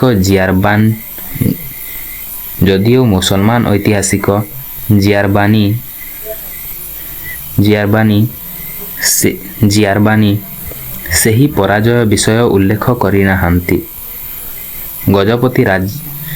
ଗଜପତି ରାଜ୍ୟର ଶାସନ ପରିଚାଳନା ପାଇଁ 16 ଗୋଟି ବିଭାଗ ଥିଲା। ସେଥିରେ 16 ଜଣ ମହାପାତ୍ର ବା ମନ୍ତ୍ରୀ ନିଯୁକ୍ତ ହୋଇଥିଲେ ସୁଦ୍ଧା ସୁଶୃଙ୍ଖଳ ଦେଶରକ୍ଷା କାର୍ଯ୍ୟରେ ସୈନ୍ୟମାନଙ୍କ ଅଧିନାୟକ ରୂପେ ସେନାପତି, ମହାସେନାପତି, ଦଣ୍ଡନାୟକ, ସଂଜ୍ଞାଧାରୀ ରାଜକର୍ମଚାରୀମାନେ ନିଯୁକ୍ତ ହୋଇଥିଲେ। ସେମାନେ ରାଜାଙ୍କ ଆଦେଶ ଅନୁସାରେ ସମଗ୍ର ସାମ୍ରାଜ୍ୟର ବିଭିନ୍ନ ଅଞ୍ଚଳରେ ଥିବା ଦୁର୍ଗ ବା ଗଡ଼ରେ ସୈନ୍ୟମାନଙ୍କୁ ସଜ୍ଜିତ କରି ଦେଶରକ୍ଷା ଭାର ବହନ କରୁଥିଲେ। କାଳକ୍ରମେ ସେହି ଗଡ଼ଗୁଡ଼ିକରେ ସେମାନେ ଅଧିପତି ହୋଇଥିବା ଜଣାଯାଏ। ତାପରେ ନରସିଂହ ଦେବ ତୃତୀୟ। ଭାନୁଦେବ ଦ୍ୱିତୀୟଙ୍କ ପୁତ୍ର ନରସିଂହ ଦେବ ତୃତୀୟ ପ୍ରାୟ 25 ବର୍ଷ ରାଜ୍ୟ ଶାସନ କରି ପ୍ରଜା ପାଳନ କରିଥିଲେ। ତାଙ୍କ ରାଜତ୍ୱ ଖ୍ରୀଷ୍ଟାବ୍ଦ 1327ରୁ 1352 ମଧ୍ୟରେ ସମ୍ପନ୍ନ ହୋଇଥିଲା। ସେତେବେଳେ ତାଙ୍କ ରାଜକୋଷରେ ପ୍ରଚୁର ପରିମାଣରେ ଧନ ସମ୍ପଦ ଭରି ରହିଥିଲା ଏବଂ ରାଜ୍ୟରେ ଅପେକ୍ଷାକୃତ ଉତ୍ତମ ଶାନ୍ତି ପ୍ରତିଷ୍ଠିତ ହୋଇଥିଲା। ତେଣୁ ରାଜା ନରସିଂହ ଦେବ ରାଜ୍ୟର ଶାସନଭାର ପ୍ରବୀଣ ମନ୍ତ୍ରୀ ଓ କର୍ମଚାରୀମାନଙ୍କ ଉପରେ ନ୍ୟସ୍ତ କରି ଧର୍ମ କାର୍ଯ୍ୟରେ ଅଧିକାଂଶ ସମୟ ଅତିବାହିତ କରୁଥିଲେ। ସେ ଅର୍ଥାତ୍ ନରସିଂହ ଦେବ ତୃତୀୟ ବହୁ ସଂଖ୍ୟାରେ ବ୍ରାହ୍ମଣ ଶାସନମାନ ପ୍ରତିଷ୍ଠା କରିଥିବା ଓ ନିଜ ଶରୀର ଓଜନରେ ତୁଳା ପୁରୁଷ ନାମକ ମହାଦାନ ବ୍ରାହ୍ମଣ ପଣ୍ଡିତମାନଙ୍କୁ ଦାନ କରିଥିବା ପ୍ରସଙ୍ଗ ତାଙ୍କ ପ୍ରଶସ୍ତିରୁ ଉପଲବ୍ଧ ହୁଏ। ସେ ମଧ୍ୟ ବହୁ ଅଶ୍ୱାରୋହୀ ସୈନ୍ୟଙ୍କୁ ନିଯୁକ୍ତ କରିଥିବାରୁ ଉତ୍କଳର ସୀମାନ୍ତ ଅଞ୍ଚଳ ନିରାପଦ ହୋଇଥିଲା। ଭାନୁଦେବ ତୃତୀୟ ନରସିଂହଦେବ ଦ୍ୱିତୀୟଙ୍କ ରାଣୀ କାମଳ ବା କମଳା ଦେବୀଙ୍କ ଗର୍ଭରୁ ଜନ୍ମଲାଭ କରି ଭାନୁଦେବ ତୃତୀୟ ପିତାଙ୍କ ମୃତ୍ୟୁ ପରେ ଖ୍ରୀଷ୍ଟାବ୍ଦ 1352 ଅବ୍ଦରେ ସିଂହାସନରେ ଅଭିଷିକ୍ତ ହୋଇ 26 ବର୍ଷ ରାଜତ୍ୱ କରିଥିଲେ। ଭାନୁଦେବଙ୍କ ରାଜତ୍ୱ ବେଳେ ଦିଲ୍ଲୀର ସୁଲତାନ ମହମ୍ମଦ ବିନ୍ ତୁଘଲକଙ୍କ ଶିଶୁପୁତ୍ରଙ୍କ ସ୍ଥାନରେ ଫିରୋଜ ତୁଘଲକ ଦିଲ୍ଲୀ ସିଂହାସନ ଅଧିକାର କରି ବଙ୍ଗ ଓ ଯାଜନଗର ଅର୍ଥାତ୍ ଉତ୍କଳ ଆକ୍ରମଣ କରିବାକୁ ସୈନ୍ୟ ସଜ୍ଜିତ କରିଥାନ୍ତି। ବଙ୍ଗର ନବାବ ଶାମସୁଦ୍ଦିନ ସ୍ୱାଧୀନତା ଘୋଷଣା କରିବା ଓ ଉତ୍କଳ ସଙ୍ଗେ ବଙ୍ଗର ପାଣ୍ଡୁଆ ନାମକ ଦୁର୍ଗରେ ରହି ହାଜି ଇଲିଆସ ଉତ୍କଳର ହିନ୍ଦୁ ରାଜା ଭାନୁଦେବଙ୍କ ସଙ୍ଗେ ମିତ୍ରତା ସ୍ଥାପନ କରିଥିବା ଖବର ପାଇ ଫିରୋଜ ତୁଘଲକ ପ୍ରଥମେ ପାଣ୍ଡୁଆ ଦୁର୍ଗ ଆକ୍ରମଣ କରିବାକୁ ସୈନ୍ୟ ସଜ୍ଜିତ କଲେ। ଦିଲ୍ଲୀରୁ ଫିରୋଜ ନିଜେ ସୈନ୍ୟବାହିନୀ ସଙ୍ଗେ ବଙ୍ଗରୁ ପାଣ୍ଡୁଆ ଦୁର୍ଗ ବିରୁଦ୍ଧରେ ଅଭିଯାନ କରିଥିବା ସମ୍ବାଦ ପାଇ ଉତ୍କଳର ମିତ୍ର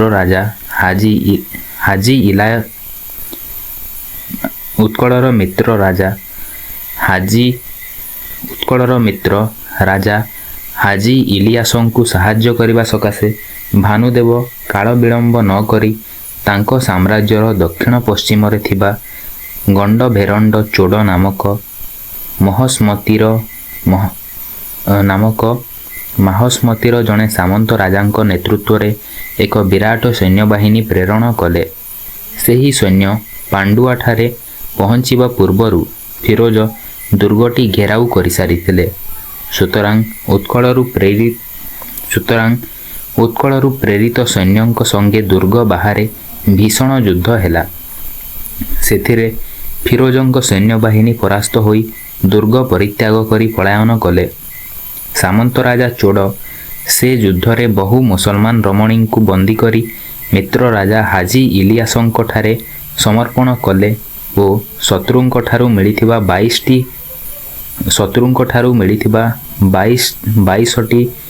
ଦନ୍ତା ହାତୀ ଭାନୁଦେବଙ୍କୁ ଆଣି ଦେଇଥିଲେ। ସେହି ଯୁଦ୍ଧ ଖ୍ରୀଷ୍ଟୀୟ 1353 ସାଲରେ ଅର୍ଥାତ୍ ଉତ୍କଳ ସିଂହାସନରେ ଭାନୁଦେବ ତୃତୀୟ ଅଭିଷିକ୍ତ ହେବା ଅଳ୍ପ କେତେ ମାସ ପରେ ସମ୍ପନ୍ନ ହୋଇଥିଲା। ଫିରୋଜ ଶାହା ପରାଜିତ ହେବା ପରେ ସେହି ଅପମାନର ତୀବ୍ର ପ୍ରତିଶୋଧ ଉତ୍କଳ ବିରୁଦ୍ଧରେ ଗ୍ରହଣ କରିବାକୁ ବିଭିନ୍ନ ସାମରିକ କୌଶଳ ଅବଲମ୍ବନ କରିଥିଲେ।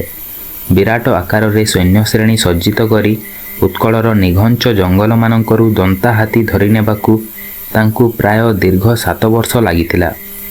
ଓଡ଼ିଶାର ବାକୁ ବା ବଳିପାତ୍ର ନାମକ ଜଣେ ବିଶ୍ୱାସଘାତକ ରାଜଦ୍ରୋହୀକୁ ହାତ କରି ତାଠାରୁ ଉତ୍କଳର ସାମରିକ ଶକ୍ତି ପଥଘାଟ ଓ ଦୁର୍ବଳ ଭୌଗୋଳିକ ବିବରଣୀ ପ୍ରଭୃତି ତଥ୍ୟ ଲାଭ କରି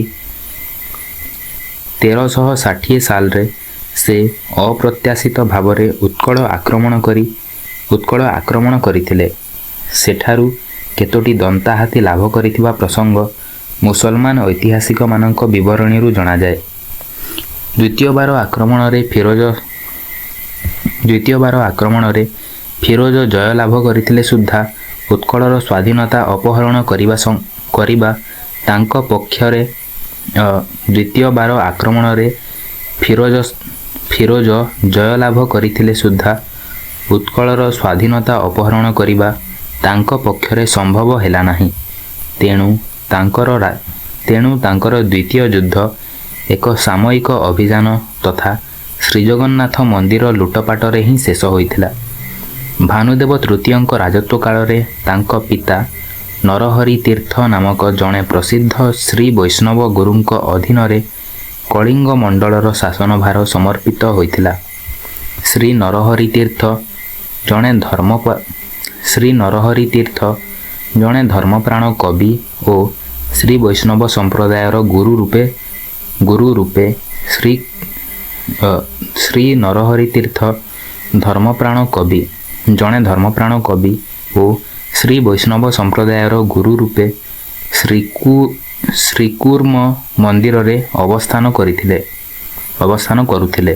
ସେ ରାଜନୀତିରେ ଯଥେଷ୍ଟ ପାରଦର୍ଶିତା ଲାଭ କରିଥିବାରୁ ତାଙ୍କ ଗୁରୁଙ୍କ ଆଦେଶକ୍ରମେ ସେ କଳିଙ୍ଗର ଶାସନଭାର ବହନ କରିଥିଲେ।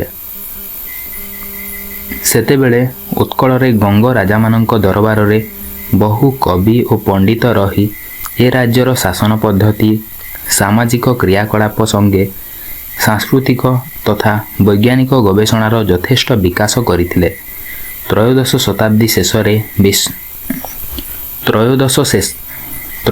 ଶତାବ୍ଦୀ ଶେଷରେ ବୈଷ୍ଣବ ଧର୍ମର ପ୍ରଚାର ଓ ତତ୍ସମ୍ପୃକ୍ତ ସାହିତ୍ୟ ମଧ୍ୟ ଉନ୍ମତ୍ତ ହୋଇଥିଲା। କବିମାନଙ୍କ ମଧ୍ୟରେ ଉମାପତି ନାମକ ଜଣେ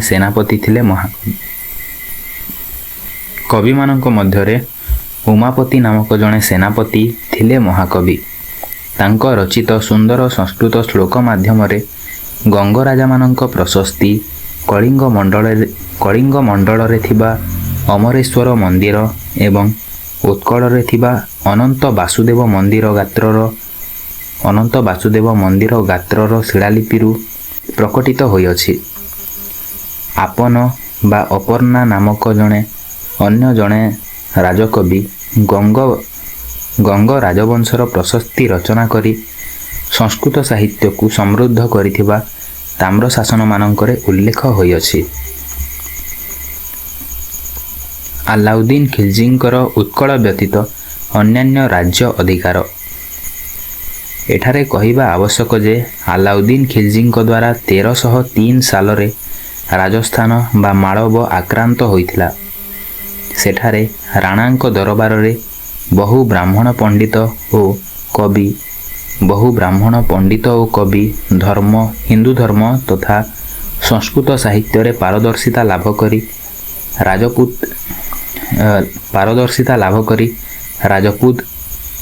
ରାଜପୁତ ରାଣାଙ୍କ ଦ୍ୱାରା ସମ୍ମାନିତ ହୋଇଥିଲେ। ମେବାର ଓ ରଥାମ୍ବୋର ବା ଅମ୍ବର ଥିଲା ହିନ୍ଦୁମାନଙ୍କର ପ୍ରସିଦ୍ଧ ସାଂସ୍କୃତିକ କେନ୍ଦ୍ର। ତାହା ଧ୍ୱଂସ କରିବାକୁ ନିଷ୍ଠୁର ସୁଲତାନ ଆଲାଉଦ୍ଦିନ ଖିଲଜୀଙ୍କର ଦିଗ୍ବିଜୟ ଅଭିଯାନ ସେଠା ହିନ୍ଦୁ ସଂସ୍କୃତିକୁ ବିପର୍ଯ୍ୟସ୍ତ କରିଦେଲା। ତେଣୁ ବହୁ ବ୍ରାହ୍ମଣ ପଣ୍ଡିତ, କବି ଓ ଧର୍ମପ୍ରଚାରକ ସେଠାରୁ ଆତ୍ମରକ୍ଷା କରିବା ସକାଶେ ଉତ୍କଳରେ ଗଙ୍ଗରାଜାମାନଙ୍କ ଆଶ୍ରୟ ଗ୍ରହଣ କରିଥିଲେ।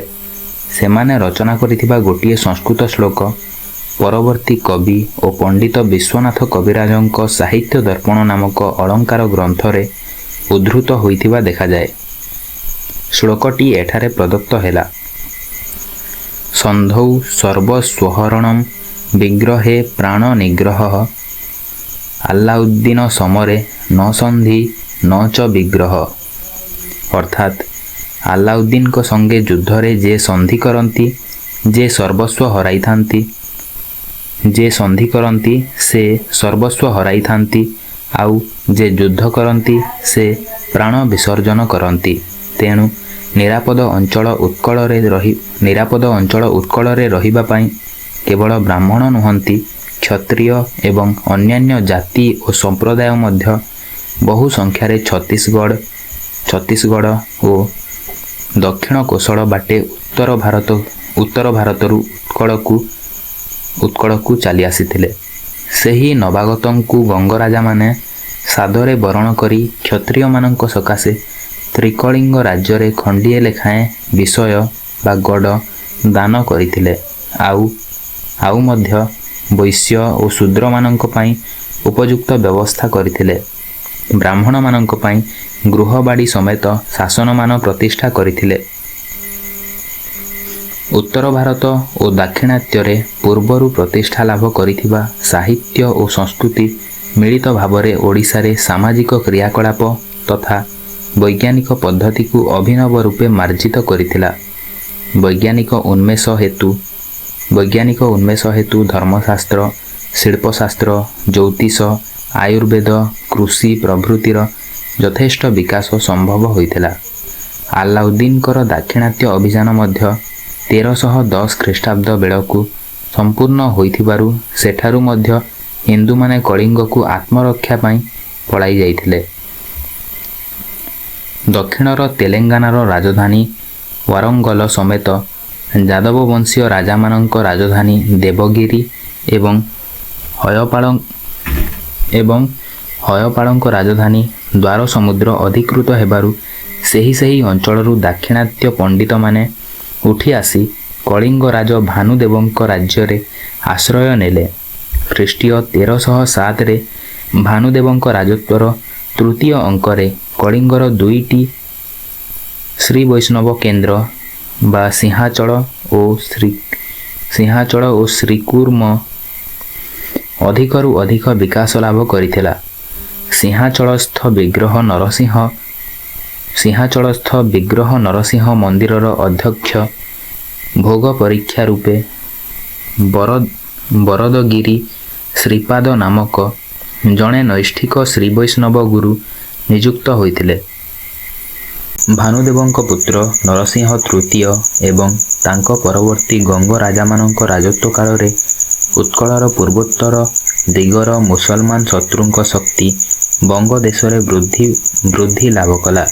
ତେଣୁ କଳିଙ୍ଗର ନିରାପତ୍ତା ପାଇଁ ବାଲେଶ୍ୱର ଅନ୍ତର୍ଗତ ରେମୁଣା କଟକ ସମୀପରେ ଏକ ଦୃଢ଼ ଦୁର୍ଗ ନିର୍ମିତ ହେଲା। ଓଡ଼ିଶାର ସମସ୍ତ ଦୁର୍ଗ ଅପେକ୍ଷା ସେହି ରାଇବଣିଆ ନାମକ ଦୁର୍ଗଟି ଆକାରରେ ବିଶାଳ ଓ ଦୃଢ଼। ସେଥିର 3 ଦିଗ ଘେରି ସୁବର୍ଣ୍ଣରେଖା ପ୍ରବାହିତ।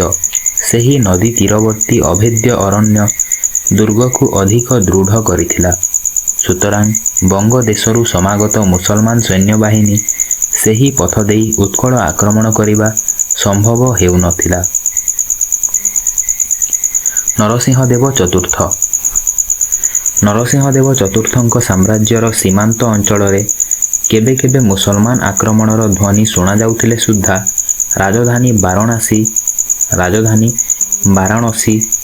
ବାରାଣସୀ କଟକରେ ଶାନ୍ତି ପ୍ରତିଷ୍ଠିତ ହୋଇଥିଲା। ସାମ୍ରାଜ୍ୟରେ ବହୁବିଧ ଉନ୍ନତିକର କାର୍ଯ୍ୟ ସମ୍ପନ୍ନ ହୋଇଥିବାରୁ ପ୍ରଜାମାନେ ସୁଖ ସୁବିଧାରେ ରହିଥିଲେ। ରାଜଦରବାରରେ ବହୁ ପଣ୍ଡିତ, କବି ଓ ଧର୍ମ ପ୍ରଚାରକମାନେ ଶାସନ କାର୍ଯ୍ୟରେ ମଧ୍ୟ ଯୋଗ ଦେଉଥିଲେ। ଉଦାହରଣ ସ୍ୱରୂପ ସନ୍ଧି ବିଗ୍ରହୀ କବିରାଜ ବିଶ୍ୱନାଥ ଓ ତାଙ୍କ ପିତା ସାନ୍ଧି ବିଗ୍ରହୀକ ଚନ୍ଦ୍ରଶେଖରଙ୍କ ମନ୍ତ୍ରଣା ହେତୁ ଶାସନ ପଦ୍ଧତି ଶାସ୍ତ୍ରାନୁମୋଦିତ ଭାବେ ପ୍ରତିଷ୍ଠିତ ହୋଇଥିଲା। ଶ୍ରୀଜଗନ୍ନାଥ ଥିଲେ ଉତ୍କଳ ସାମ୍ରାଜ୍ୟର ସର୍ବଶ୍ରେଷ୍ଠ ପ୍ରଭୁ। ତାଙ୍କର ପ୍ରତିନିଧି ବା ରାଉତ ରୂପେ ରାଜା ଉତ୍କଳରେ 16 ଗଣ ପାତ୍ର ବା ମନ୍ତ୍ରୀଙ୍କ ସାହାଯ୍ୟରେ ସନ୍ଧି ବିଗ୍ରହୀକ ଉପାଧିଧାରୀ ପଣ୍ଡିତ ମଣ୍ଡଳୀଙ୍କ ମନ୍ତ୍ରଣା କ୍ରମେ ଶାସନ କାର୍ଯ୍ୟ ସମାହିତ ହେଉଥିଲା। ପଣ୍ଡିତ ଓ କବି କୃଷ୍ଣାନନ୍ଦ ସନ୍ଧି ବିଗ୍ରହଙ୍କ ପ୍ରଣୀତ ପଣ୍ଡିତ ଓ କବି କୃଷ୍ଣାନନ୍ଦ ସନ୍ଧି ବିଗ୍ରହୀଙ୍କ ପ୍ରଣୀତ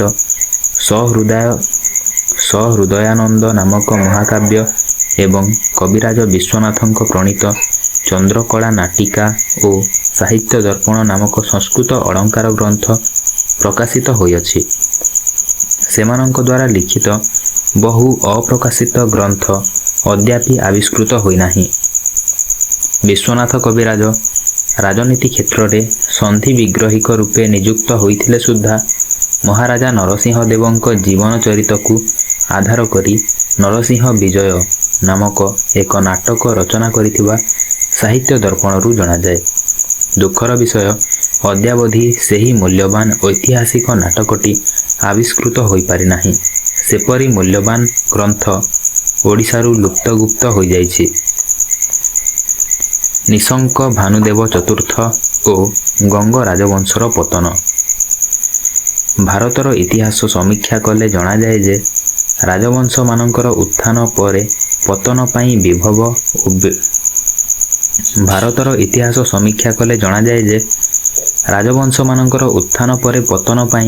ବିଭବ ଓ ବିଳାସ କାରଣ ହୋଇଥାଏ।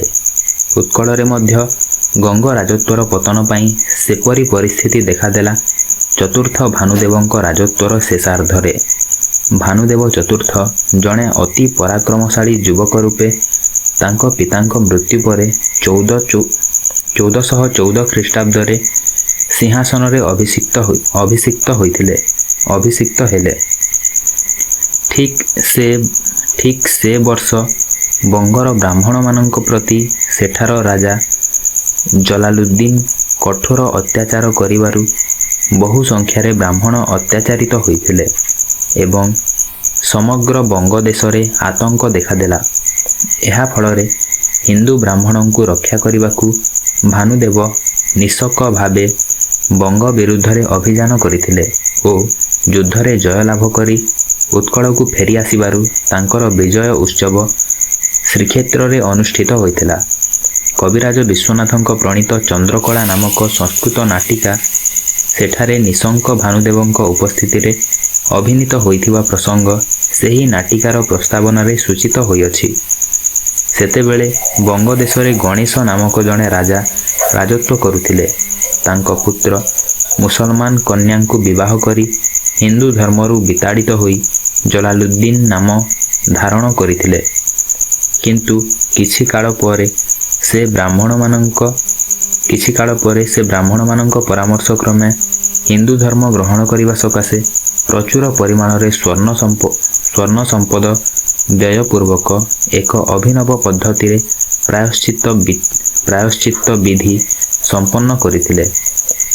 ତାପରେ ସେ କାଶୀର ବିଶ୍ୱନାଥ ମନ୍ଦିରରେ ପ୍ରବେଶ କରିବାକୁ ଗଲାବେଳେ ସେଠାକାର ବ୍ରାହ୍ମଣମାନେ ତାଙ୍କୁ ବିଧର୍ମୀ ବୋଲି ମନ୍ଦିରରେ ଶିବ ପୂଜା କରିବାକୁ ବିରୋଧ କଲେ। ବଙ୍ଗର ବ୍ରାହ୍ମଣମାନେ ଯେଉଁ ପ୍ରାୟଶ୍ଚିତ୍ତ ପାଇଁ ଉପଦେଶ ଦେଇ ତାଙ୍କଠାରୁ ସୁବର୍ଣ୍ଣ ଲାଭ କରିଥିଲେ, ତାହା କୌଣସି ଶାସ୍ତ୍ରରେ ଉଲ୍ଲେଖ ନଥିବା ଦର୍ଶାଇ ଜଲାଲୁଦ୍ଦିନଙ୍କର ହିନ୍ଦୁ ଧର୍ମରେ ପୁନଃ ପ୍ରବେଶ କରିବା ନିଷିଦ୍ଧ ହେଲା। ଏଥିରେ ଅତ୍ୟନ୍ତ ରୁଷ୍ଟ ହୋଇ ସେ ବ୍ରାହ୍ମଣଙ୍କୁ ବଙ୍ଗ ଦେଶରୁ ଉଚ୍ଛେଦ କରିବା ପାଇଁ ମୁସଲମାନ ଘାତକମାନଙ୍କୁ ଆଦେଶ ଦେଲେ। ତାପରେ ସେଠାରେ ବହୁ ସଂଖ୍ୟାରେ ବ୍ରାହ୍ମଣମାନଙ୍କୁ ହତ୍ୟା କରାଗଲା। ଅନେକ ବ୍ରାହ୍ମଣ ମଧ୍ୟ ସେଠାରୁ ପ୍ରାଣ ଭୟରେ ଉତ୍କଳରେ ଆଶ୍ରୟ ନେବାକୁ ଚାଲି ଆସିଲେ। ସେହି ଅତ୍ୟାଚାର ଭାନୁଦେବଙ୍କ ରାଜତ୍ୱର ପ୍ରଥମ ବର୍ଷ ଖ୍ରୀଷ୍ଟୀୟ 1414ରେ ହୋଇଥିଲା। ଭାନୁଦେବ ବଙ୍ଗର ବ୍ରାହ୍ମଣଙ୍କ ପ୍ରତି ଏପରି ନିଷ୍ଠୁର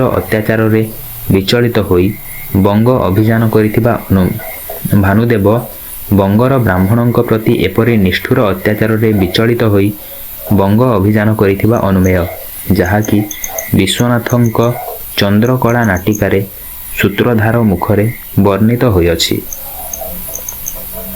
ନିଶଙ୍କ ଭାନୁଙ୍କ ବଙ୍ଗ ଅଭିଯାନର ପରିଣାମ ଉତ୍କଳରୁ ଗଙ୍ଗବଂଶର ଉଚ୍ଛେଦର ଗୋଟିଏ କାରଣ ହୋଇପାରେ। ଭାନୁଦେବଙ୍କ ସଭାରେ ବହୁ ଗୁଣଗ୍ରାହୀ ପଣ୍ଡିତ ରହିଥିଲେ ସୁଦ୍ଧା ରାଜାଙ୍କର କେତେକ ବଦଭ୍ୟାସ ଅର୍ଥାତ୍ ମଦ୍ୟପାନ ଏବଂ ଉଚ୍ଛୃଙ୍ଖଳତା ହେତୁ ଏକ ପ୍ରାଚୀନ ରାଜବଂଶ ଉତ୍କଳରୁ ବିଲୁପ୍ତ ହେଲା। ରାଜନୀତିରେ ଦୁର୍ବଳତା ଓ ପଣ୍ଡିତ ମଣ୍ଡଳୀର ଅସୂୟା ବୋଧହୁଏ ଚତୁର୍ଥ ଭାନୁଙ୍କ ପତନର ମୁଖ୍ୟ କାରଣ ହୋଇପାରେ। ଦକ୍ଷିଣ କଳିଙ୍ଗରେ ସେତେବେଳେ କର୍ଣ୍ଣାବିଡୁ ନାମକ ଦୁର୍ଗରେ ରେଡ୍ଡି ରାଜବଂଶର ଲୋଲୁପ ଦୃଷ୍ଟି ଗଙ୍ଗ ସାମ୍ରାଜ୍ୟ ଉପରେ ନ୍ୟସ୍ତ ହୋଇଥିଲା। ତେଣୁ ସେହି ରାଜବଂଶର ଭାମା ରେଡ୍ଡି ନାମକ ଜଣେ ପରାକ୍ରମଶାଳୀ ରାଜା ଗୋଦାବରୀ ନଦୀଠାରୁ ସିଂହାଚଳ ପର୍ଯ୍ୟନ୍ତ କଳିଙ୍ଗ ମଣ୍ଡଳ ଅଧିକାର କରିଥିଲେ। କିନ୍ତୁ ସେଠାରେ ତାଙ୍କ ସ୍ଥାୟିତ୍ୱ ସ୍ଥିର ହେଲା ନାହିଁ, କାରଣ ଉତ୍କଳର ବିଶିଷ୍ଟ ରାଜନୀତିଜ୍ଞଙ୍କ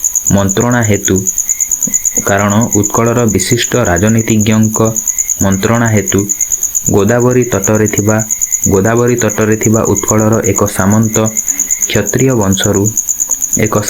କ୍ଷତ୍ରିୟ ବଂଶରୁ ଜଣେ ବୀର ଯୁବକ ଉତ୍କଳ ସିଂହାସନ ଅଧିକାର କରି ସେଥିରେ ସୂର୍ଯ୍ୟବଂଶ ପ୍ରତିଷ୍ଠା କରିଥିଲେ। ସେହି ଯୁବକ ହେଉଛନ୍ତି ମହାବୀର କପିଳେଶ୍ୱର ଗଜପତି। ଖ୍ରୀଷ୍ଟୀୟ 1436 ମସିହାରେ ସମଗ୍ର ଗଙ୍ଗ ସାମ୍ରାଜ୍ୟ କପିଳେନ୍ଦ୍ରଙ୍କ ଅଧିକାରଭୁକ୍ତ ହୋଇଥିଲା। ଉତ୍କଳରେ ଗାଙ୍ଗେୟ ରାଜବଂଶାବଳୀ